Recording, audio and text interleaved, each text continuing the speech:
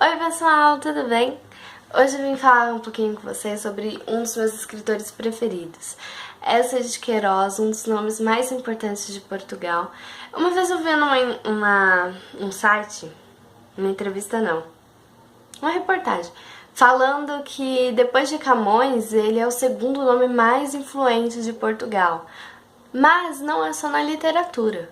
Ele também teve grande influência na política, porque ele teve alguns cargos políticos em Portugal, e também grande influência no jornalismo. Ele revolucionou o jornalismo em Portugal. Ele é um nome muito importante. Eu já li 2 livros dele. O Primo Basílio e os Maias. E ele tem uma peculiaridade na sua escrita, uma característica só dele, que é a forma de escrita, que é a descrição realista. Descrição realista. E realmente ele é muito descritivo. E para os livros dele, nossa, isso torna tudo muito real. Mas tem algumas coisas que ele descreve muito, que nem um dos primeiros capítulos dos Maias, ele descreveu a casa de uma forma que eu falei, gente, eu não tô aguentando. Quase não terminei de ler o livro por conta dos primeiros capítulos. Ele ficou um capítulo inteiro descrevendo o quadro, que era de não sei do que, as espadas, e descrevendo... Cansativo. Foi muito cansativo. Mas tem algumas coisas que ele descreve tão bem que se torna viva, como algumas paisagens. Eu me apaixonei por Sintra depois de ler Os Maias. Muito delicioso a forma que ele descreve, com um realismo muito essa. É muito ele. Ele era mais... Ele não tinha muito esse lado psicológico, porque o realismo, ele corre muito para essa área da psicologia, estudar o lado humano, a forma de pensar. Não, o foco dele realmente era a crítica social. Então ele estudava mais a sociedade do que o psicológico humano. E ele satirizou muito Portugal, mas muitos dizem que não é que passam por cima desse fato.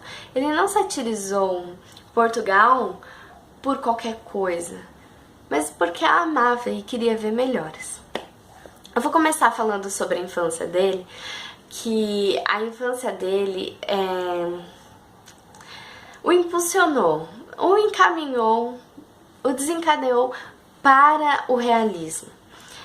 Muitas pessoas dizem que se não fosse a infância dele tão conturbadora, tão, assim, não tem como dizer, mas uma infância que ele teve só poderia resultar em uma pessoa realista mesmo. Bom, ele nasceu em 1845 e foi registrado como filho de mãe incógnita. Isso naquela época era muito comum, porque os pais escolhiam com quem os filhos iam casar. Tinha muito essa coisa de bons costumes, a sociedade mantinha algumas tradições, isso e aquilo. E o pai do Essa fugiu do Brasil quando tinha só 1 ano, ele veio com a família dele, porque a família dele tinha algumas ideias, algumas ideologias muito revolucionárias, pensando na Constituição. E eles tiveram que fugir do Brasil e foram parar em Portugal. Já a mãe dele, a Dona Carolina, era filha de uma família, de um pai militar de alta patente. Eles nunca aceitaram o namoro dos dois, principalmente a avó.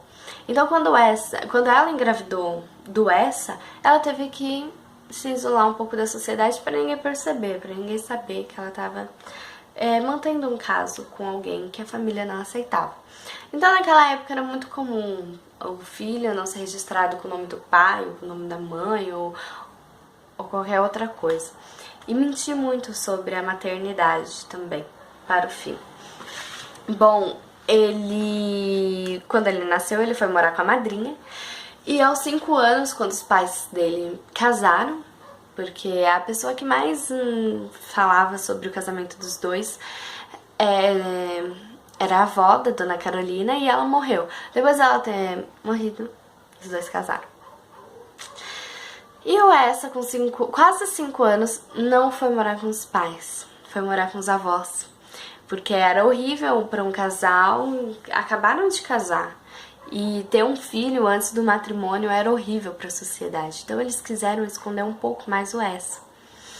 E ele viveu com a avó até os 10 anos de idade. E quando ela, já viúva, morreu, ele teve que morar com os pais. Ele já foi morar com os pais aos 10 anos, eles já tinham tinham 4 filhos. E ele com os 4 irmãos, chegam o pai e a mãe, e não tendo nenhum contato, nenhuma relação de família, o internaram em uma escola onde ele ficou até 1861, aos 16 anos. E uma curiosidade é que quando ele tinha férias, ele não escolhia ficar com os pais, ele preferia ficar na casa de uma tia ou na casa de qualquer pessoa, menos com os pais. É realmente muito chocante essa infância do Essa, e você parar um pouco para refletir. Ele escolheu o realismo, ele se identificou com o realismo. Por que será? Com essa infância a gente já pode ter uma base das escolhas dele, do destino que ele acabou traçando para ele mesmo. E foi ótimo, né? Graças a ele, Portugal teve algumas grandes mudanças. Bom, aos 16 anos ele vai estudar na Faculdade de Direito da Universidade de Coimbra, onde, curiosamente, o pai dele também fez direito nessa faculdade. E ele começa a sua fase literária aí. A partir do momento que ele entra na faculdade, ele começa a se interessar por leitura. Ele passa a se interessar um pouco mais por sociedade. E ele encontra um grupo também de jovens intelectuais, assim a gente possa dizer. Eles próprios se denominavam assim. E eles começavam a falar um pouco mais sobre a sociedade portuguesa, o que ela poderia mudar, que caminho ela está seguindo. Foi uma época em que a ferrovia era nova em Portugal, ou seja, todos os dias tinha notícias da Europa. A Europa já tinha o realismo, o Proudhon era forte na Europa. E eles vinham todas aquelas ideologias positivistas, todas aquelas mudanças, eles queriam para Portugal também. E eles começaram a buscar. Bom, não deu muita coisa certa, gente. Uma das pessoas mais importantes foi o Antero Quintal. Ele foi o líder do grupo, até alguns anos depois ele continua sendo o líder do grupo. E ele era mais simpático, e o Essa adora ele, os dois fazem uma amizade muito forte. E eles começam a se soltar um pouco mais e falar mais do que eles, entre eles. E eles passam a ser conhecidos como a Questão Coimbra. Naquela época, o forte era o romance. Ainda estavam na fase romântica em Portugal.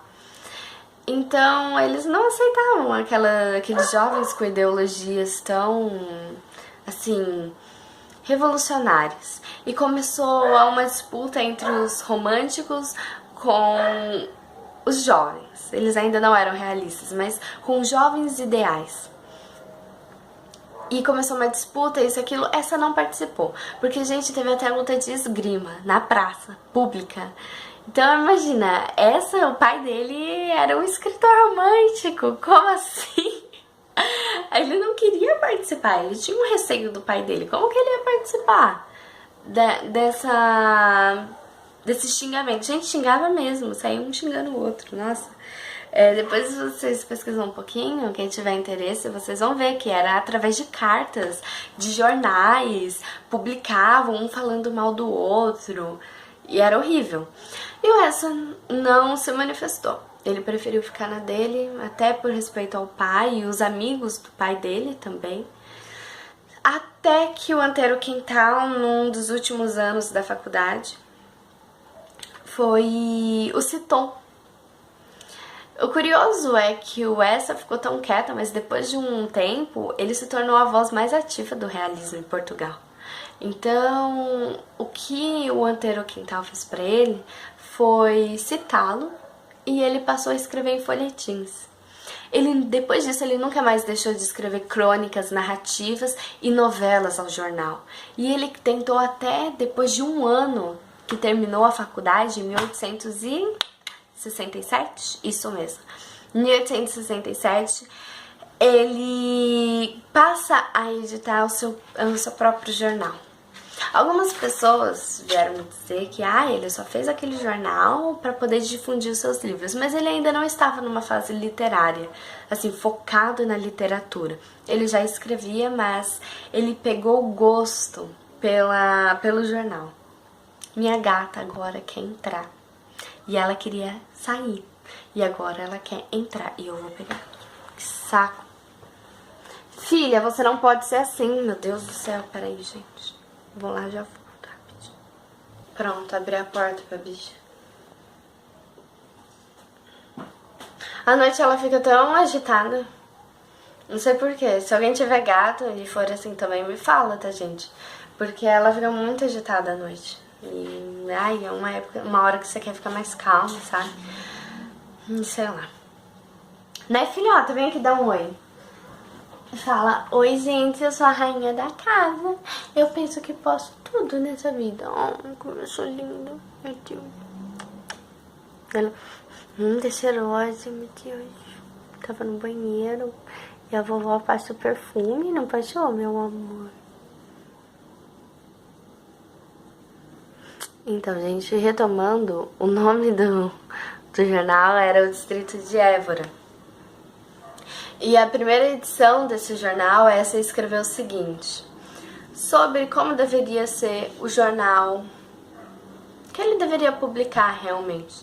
Ele diz o seguinte, é o grande dever do jornalismo fazer conhecer o estado das coisas públicas, ensinar ao povo seus direitos e as garantias da sua segurança, estar atento às atitudes que toma a política estrangeira, protestar com justa violência contra os atos culposos, frouxos e nocivos. Velar pelo poder interior da pátria, pela grandeza moral, intelectual e material, em presença de outras nações, pelo progresso que fazem os espíritos, pela conservação da justiça, pelo respeito dos direitos da família, do trabalho e pelo melhoramento das classes infelizes. Ou seja, aqui nós já percebemos um pouco que o Essa... ele se interessa não só pela classe, as classes mais nobres. Ele se interessa também pela classe burguesa, que era chamada na época. Mas as pessoas infelizes. E a sua forma de escrita é muito simples. Foge do clássico, que é o que o romance ainda traz. E ele foge disso. É muito bonito esse lado dele, né? Porque realmente ele foca em toda Portugal. E não somente nas classes que podem ler, que tem tempo para ler. Ele foca nos movimentos sociais inteiros. Bom, não durou muito tempo, infelizmente, o jornal dele. Mas o pouco que durou fez muito sucesso. E ele foi convidado, graças ao seu jornal, para uma grande histórica inauguração do canal de Suez no Egito.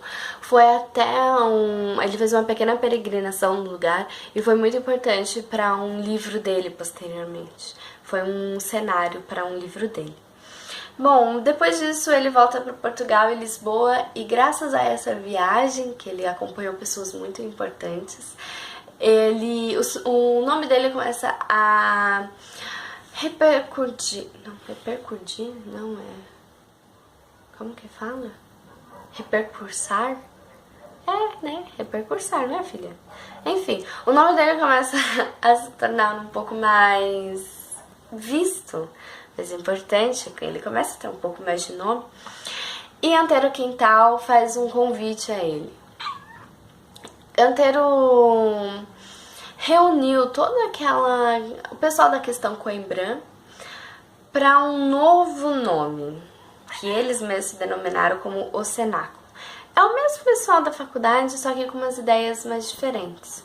Um pouquinho mais. Bom, o engraçado, eu vou dividir em duas partes. A primeira ainda tava naquela boemia de faculdade mesmo. E eles blasfemavam sobre tudo, sobre Deus, o universo, sobre os ministros, sobre os bacharelados, sobre todos em geral.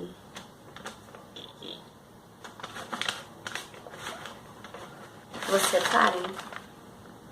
Sobre todos em geral, eles blasfemavam. E ocorreu... Tá bom. E ocorreu que eles pensaram, bom, nós temos ótimas ideias, então vamos criar um livro. E eles pegaram como base quem? Um poeta satânico que eles próprios criaram.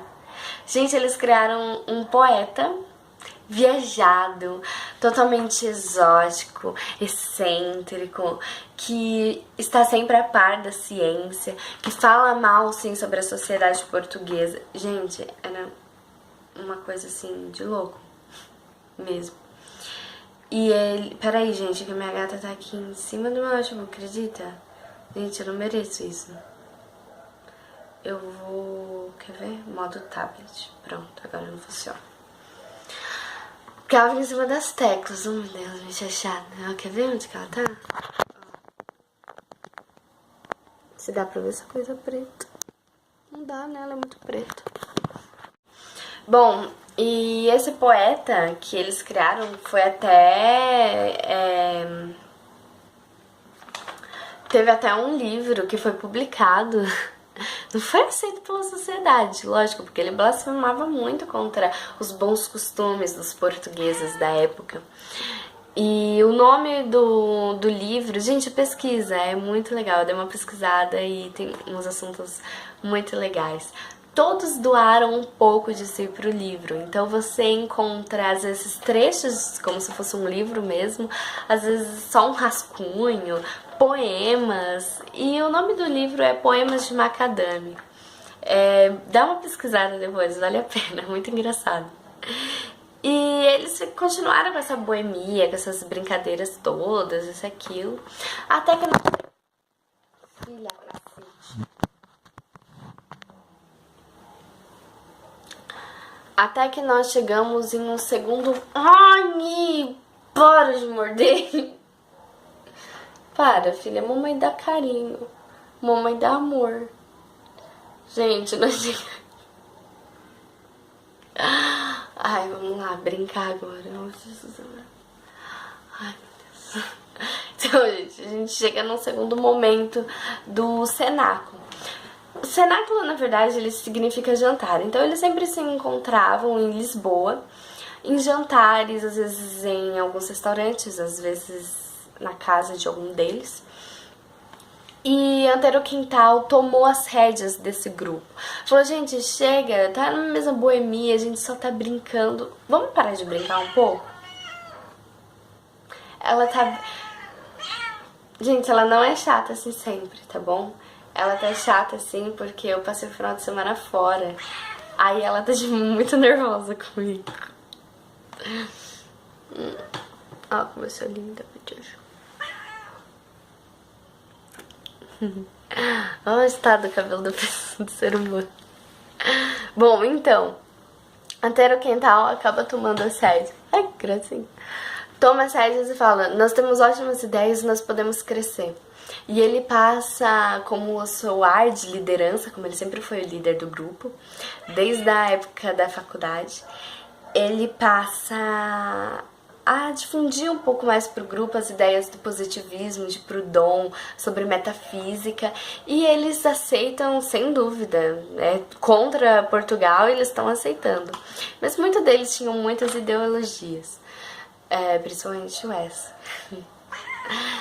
E eles passam a realmente querer difundir para Portugal inteiro. Eles querem espalhar suas ideias. Eles falam bem, eles têm ótimas ideias. Portugal precisa dessas ideias. Oh, meu Deus do céu, Jesus Maria José.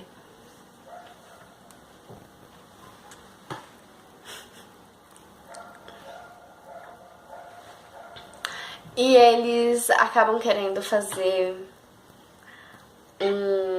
como que é o nome? Esqueci o nome do negócio. Gente, eu sempre esqueço o nome desse negócio. Ih, não tá escrito aqui. Ai. São... Tá. Filha, eu esqueci o nome do negócio. Você me ajuda? Ajuda a mãe? Bom, eles passam... Não são conceitos... Esqueci o nome. Mas eles fizeram a Revolução de Setembro. E isso foi em 1971 que eles passaram. Ai! Saco! Eles passam... eles anunciam no jornal a Revolução de Setembro, que foi em 1970. A partir dessa anunciação, eles passam a ser conhecidos como a Geração 70. Né, filha? Concorda com a mamãe? Concorda? Eles passaram a ser mais conhecidos com esse nome e deixaram um pouquinho o cenáculo de lado. Mas a Revolução de Setembro, anunciada no jornal, eram algumas palestras sobre as ideias deles, sobre a necessidade de ter uma revolução em Portugal. Bom, o Essa ficou com a quarta conferência. Ele falou sobre a literatura nova ou o realismo como nova expressão de arte. Nós vemos muito sobre Proudhon e a necessidade que o Essa tinha de uma revolução. Ele tinha muita exigência para esse lado literário. Ele achava que a literatura era a base para tudo. Eu também acho. É muito importante essa questão. Oh, filha, cara, você é chata, hein? Eu acho que a educação, a literatura, sabe? Você ler, você saber se expressar é a melhor forma de você encaminhar um povo. Votem, mentira. Bom, eu vou ler a conferência dele, só um pedaço da conferência. Ele diz: a revolução é um fato permanente, porque é manifestação concreta da lei natural de transformação constante e uma teoria jurídica, pois obedece a um ideal, a uma ideia. É uma influência proudhoniana. O espírito revolucionário tem tendência a invadir todas as sociedades modernas, afirmando-se nas áreas científicas, políticas e sociais. A revolução constitui uma forma, um mecanismo, um sistema que também se preocupa com o princípio estético. O espírito da revolução procura o verdadeiro na ciência, o justo na consciência e o belo na arte. Toca meu coração desse jeito. Gente, que coisa mais linda. Olha a necessidade que ele tinha de uma revolução. Ele via que o melhor caminho para Portugal realmente era se revolucionar, era se mudar, era largar aquela monarquia que, querendo ou não, dizia... Peraí, filha. Gente, é difícil ter gato, sabia? Nossa, que difícil. Largar aquela monarquia, aquela religião que, querendo ou não, ainda decidia muito sobre Portugal, dizia muito sobre Portugal ainda. E ele passou a se manifestar mais. Lembra que lá no começo, na questão Coimbra, quando ele ainda estava na faculdade, ele não tinha uma voz tão ativa. Gente, na geração de 70, ele foi a maior voz. Até que quando eles começaram a ir mais a fundo isso, aquilo, foram fazer a sexta conferência, chegaram com o aviso da autoridade, dizendo que o Estado e as autoridades, a sociedade se sentiam muito, como que eu posso falar, ofendidos com as conferências por falta de respeito à religião. E isso não é muita mentira, gente, porque eles blasfemavam muito, sabe? Confundiam um pouco a questão de revolução com... Porque essa coisa de revolução traz uma rebeldia mesmo, mas eles precisavam pensar que eles estavam em uma sociedade ainda que acabava de sair da monarquia e, querendo ou não, ainda não tinha deixado da monarquia e que o catolicismo era muito forte ainda em Portugal. e eles não tinham essa consciência. Então, por um lado eles estavam certos, mas choveu cartas, choveu nos folhetins xingando as autoridades, isso e aquilo, e quem que não ficou quietinho? Essa de Queiroz. Ele começou a escrever sobre as farpas, que foi com o Ramalho Ortigão, um dos participantes da geração de 70. Eles começaram a escrever um pouco sobre... No princípio, era contra a autoridade ter decidido a abolir a conferência. Começou a falar mal sobre isso, mas logo em seguida eles pegaram um pouquinho o gostinho da crítica no jornal. Adolescente ainda, essa era bem nova, tinha uns seus 20 e poucos anos. E com as farpas eles começaram a discutir sobre a posição da mulher em Portugal, em 1800, ok, 1800 e algumas coisinhas. Discutir sobre a posição da mulher, discutir um pouco sobre a sociedade, como ela se dividia. E eles começaram a fazer suas diversas críticas e gostaram muito disso. Até que nós temos nosso primeiro livro de narrativa policial, que é O Mistério da Estrada de Sintra, onde o Ramalho Ortigão e o Eça de Queiroz, os dois juntos, eles pegam aquele personagem do Carlos Frederic Mendes. Esse livro foram cartas anônimas que eles começaram a escrever nos boletins e o pessoal ficou com muito medo. E eles falaram, poxa, vamos fazer um livro, né? Pegar todas essas cartas anônimas, que na verdade eram dos dois, e vamos escrever um livro e colocar Carlos Frederic Mendes, nosso poeta satânico, no meio. Bom, isso deu maior reboliço também, né? E o pai do Eça começa a ficar um pouco preocupado com ele, pelo filho estar fazendo parte de algo que a opinião dos católicos, daquele pessoal muito tradicional, principalmente dos românticos, eles não aceitavam de jeito nenhum. Então, para filho. Então o pai dele o coloca na administração de um outro estado em Portugal.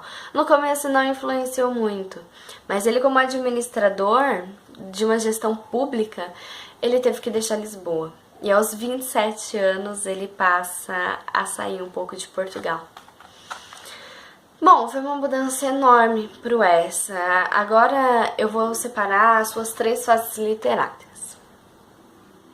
A gente precisa parar um pouco para pensar que na metade do século XIX, em 1800 e lá algumas coisas, ele já estava pegando no final do século XIX.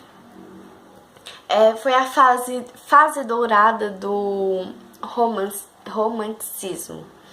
Foi uma fase em que eles deixaram um pouco o exagero, deixaram um pouco Deus e a religião e passaram a focar mais na classe burguesa, nessa distribuição de classes. Passaram a focar um pouco mais no capitalismo e a distribuição do dinheiro. Bom, essa teve muito mais contato depois que saiu de Portugal com essa fase romântica. É lógico que ele foi a voz mais ativa de Portugal nessa fase dourada, digamos, do romanticismo, que foi logo uma transição para o realismo, e que foi que o Eça abriu os braços para essa fase. Mas vamos falar da primeira fase literária do Eça. A gente pode pegar um exemplo do Mistério da Estrada de Sintra. Um jovem ainda perdido Perdido não. Foi tudo muito necessário e muito importante para o Eça se tornar o Eça que nós conhecemos. Mas ele ainda estava muito na sua fase adolescente. 20 e poucos anos, adolescente. Com 20 e poucos anos, minha mãe já espera que eu tenha casa, já tenha minha vida formada, né? Mas bom, ele ainda estava muito indeciso nessa questão de literatura. Ele ainda estava muito focado na revolução. E ao sair de Portugal, principalmente de Lisboa, e sair um pouco do contato dos seus amigos da geração de 70, o Essa passou um... Vem, filho. O Essa passou a... Ai, para de me bater. Tá vendo que a mamãe passa? Ai! Chega, a mamãe quer dar carinho.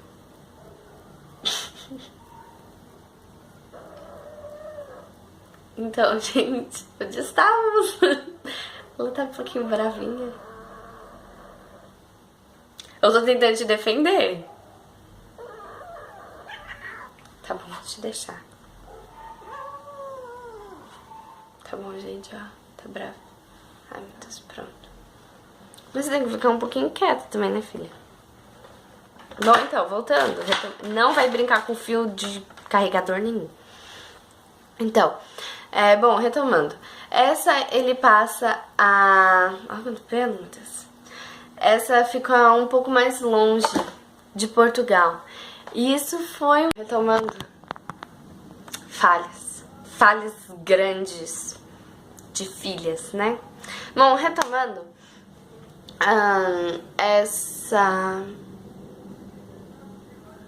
Essa passa a ficar um pouquinho longe de Portugal, muito longe, na verdade.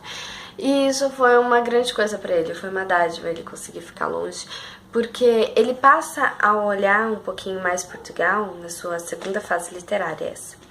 Ele faz tipo, ele monta o cenário de Portugal e passa a estudá-lo de uma forma que ele não conseguiria se estivesse dentro de Portugal, se estivesse vivenciando tudo aquilo. Lindo, né? Então, o realismo começa a desabrochar um pouco mais nele.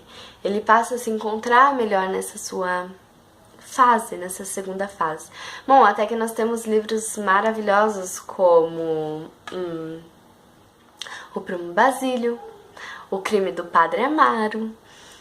Tem um outro livro que eu não li ainda, que é aquele... O Mandarim, que é uma crítica sobre...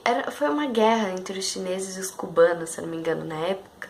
E ele escreveu um Mandarim, focando nessa intriga.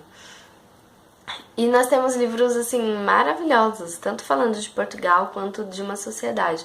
Nós temos um crítico social, uma pessoa estudando a sociedade em si. Foi uma mudança muito grande. E tá dormindo, Pepe? Linda. E ele... Até que nós encontramos ele mais ativo, ele mais preocupado, sabe? Foi uma mudança enorme pra ele. Um dos últimos livros do realismo dele, nós encontramos Maias, que se liga muito à sua terceira e última fase. Porque ele passa pra perceber... vendo tanto, ele passou para a Inglaterra, ele foi para Paris, ele foi para os Estados Unidos e ele estudou Cuba, China e o Egito. Essas civilizações, ele para perceber e, poxa, não é só em Portugal, em todo lugar tem erro, em todo lugar precisa ter mudanças, nem todas as sociedades, por mais revoluções que já tiveram, nem todo mundo muda, né? Então ele parou para perceber e falou, peraí, eu vou voltar às minhas boas tradições de Portugal. E nós encontramos isso nos últimos capítulos dos Maias. Que, gente, eu esperava mais. De verdade, ó, me emociono. Eu esperava um pouquinho mais do final dos Maias. Que realmente o personagem principal, que é o Carlos Eduardo, ele se entrega um pouquinho à vida, né? Ele se entrega a tudo que aconteceu. Até que o Essa, quando tá terminando os Maias, ele volta para Portugal e volta para a geração de 70, que a partir... Que já nessa época não é só o Essa que tá nessa, sabe, nessa confusão. Todos os amigos deles olharam e falaram, gente, nós estamos entregues à vida. Olha o que aconteceu, tanta revolução e nada mudou. A gente não conseguiu muita coisa. E eles passaram a assim, entregar um pouco a vida. Até que eles mudam o nome deles. Ai, eu não vou lembrar agora o nome. Eles deram um nome super engraçado. Não foi entregue a vida, mas foi tipo isso, sabe? Tipo, a vida já... E realmente essa retrata muito essa fase dele, de perceber que a juventude já passou. Ele aos 40 e poucos anos já casado, já com 4 filhos. Não conseguiu fazer tanto por Portugal, ele fez muito sim, mas posteriormente, na sua época de vida, ele não viu muita mudança e isso o deixou um pouco mais intrigado. Até que os últimos capítulos dos Maias, o Carlos Eduardo com seu melhor amigo, John da Egger, eles olhando a sociedade mudada, os jovens que antigamente eram eles e 20, 30 anos depois eles mais velhos, vem já mudando, muitas coisas que eles se intrigavam, continuavam e estavam piorando, uma decadência enorme. E o Essa procurou retratar isso nos Maias. Até que na sua terceira e última fase, que a segunda é um começo dos Maias, e o final dos Maias, nós já vemos a sua terceira fase literária, nós encontramos o livro A Cidade e as Serras, onde ele tenta retomar um pouquinho dessa... como que eu posso dizer? Desses bons costumes, das coisas boas que Portugal podia trazer para os seus patriarcas. Que nem hoje eu fui soletrar bicho com X. Gente, por quê? Por que eu fiz isso? Aí pronto, agora minha família vai ficar um mês falando, vai o bicho com X.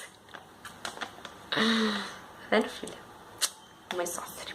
Que nem eu vou falar pães, eu falei pães. Ai, meu Deus do céu. É tanta coisa na minha cabeça, gente, que às vezes eu esqueço. Eu troco palavras, eu troco nomes, às vezes a pessoa fica brava assim comigo. Mas é que eu não troquei por querer, eu troquei sem querer, sabe? Mas tá bom, acontece. Bom, então nós vemos essa terceira fase do Essa um pouco mais comportado. E nós encontramos um escritor a partir daí, mais calmo, mais relaxado, e ele vem a falecer com 55 anos, jovem. E ele já teve alguns problemas de saúde com 40 e poucos anos, isso e aquilo, mas a sua morte foi assim, prematura e muito chocante, porque ninguém tava esperando isso. Ele tava bem, ele tinha muitos amigos médicos, isso aqui. Ninguém percebeu nenhuma mudança dele e do nada ele vai lá e falece. Cacete de gato que eu tenho. Pronto. Gente, minha gata tá se irritando aqui comigo, hein? Bom. Quer brincar? Isso, agora brinca, até você chegar. Bom, a morte do Essa, além de ser chocante, muitas pessoas dizem que pode ser porque ele tinha muitas aventuras amorosas. Ele, por mais que ele era casado, ele não parava quieto. E ele gostava muito de noitadas, ele ficava até tarde da noite, em jantares, conversando com amigos. A alimentação dele sempre foi muito mal, porque ele tinha uma vida muito corrida, muito mesmo. E isso pode ter sido um dos fatores, sem dúvida. Até que ele fumava muito, bebia muito, e a sua vida muito, muito agitada. Esse pode ter sido um dos fatores, um dos. Mas essa de Queiroz faleceu e deixou, assim, muitos legados. Ela tem uma estátua muito bonita dele. Sobre ele sendo inspirado por uma musa, porque ele se tornou um grande nome de Portugal.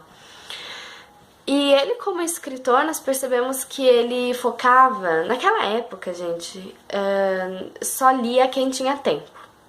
Até hoje é assim, as pessoas trabalham muito e mal têm tempo de ler, mas que fazem assim, não leem nem jornal, vai direto na televisão. Por isso que nós dizemos que a televisão é a maior forma de influenciar o povo, porque ninguém quer parar para ler, todo mundo quer ouvir e acreditar naquilo que quer, aquilo que é mais fácil. E isso é desde o século XIX, isso não é do século XXI. Então, o Essa, ele não queria focar em quem tinha tempo para ler, nas classes mais nobres. Não, ele saiu dessa literatura clássica e os seus períodos, as suas frases, a sua forma de escrita se tornou muito simples. Se tornou algo do dia a dia, cotidiano. Não eram palavras assim... São palavras difíceis para quem tá lendo hoje em dia, né? Porque a gente não costuma mais ouvir essas palavras, a gente não costuma nem usá-las. Mas naquela época era muito comum todo mundo usar aquela linguagem.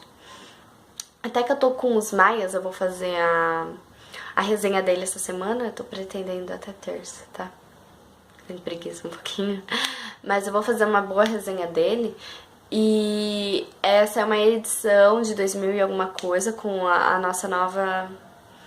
nosso novo vocabulário já introduzido nesse livro, e a da edição da Saraiva de Bolso, eu gostei muito. É 700 páginas, mas vale a pena. E ele focava realmente em algo mais simples, sem aquela... sabe? Daquele clássico que, retoma 1000 vezes a mesma coisa. Não, ele era direto e reto. Ele tinha sua descrição, mas para se tornar algo mais vivo o cenário, para se tornar algo mais lindo, ele era maravilhoso. E ele focava muito no cotidiano burguês. Então, nós encontramos um escritor não só preocupado com a mudança social, não só preocupado com Portugal, mas preocupado com cada pessoa de Portugal. Preocupado não só com a política, mas com a sociedade.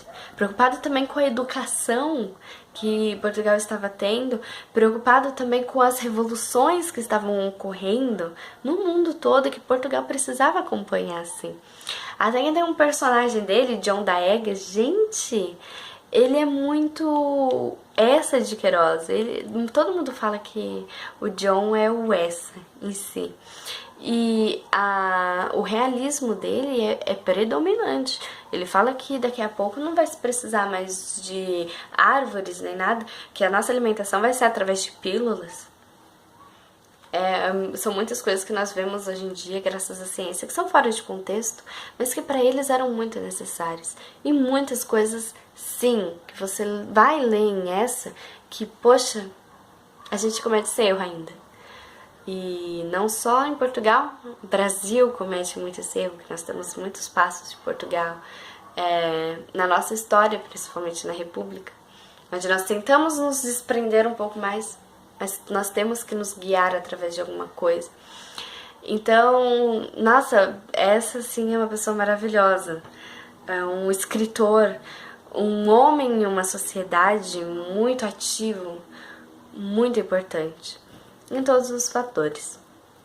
Bom, gente, eu espero que vocês tenham gostado. Peraí, eu vou pegar minha gata pra dar tchau, tá bom? Peraí. Muito revoltada, mas é porque minha mamãe me deixou o final de semana. A gente ficou muito longe de uma da outra. Aí ela acaba ficando bravinha comigo. Mas ó, tchau. Ai! Para! Ai! Por que, gente? Olha, eu tento ser uma mãe super amorosa, super fofa, mas não dá certo. Mas tá bom, gente, tchau, que depois dessa, meu Deus do céu, óculos está no meu nariz. Minha boca. Olha isso, ela cortou minha boca. Tchau, gente, acabou. Já era a Júlia essa noite.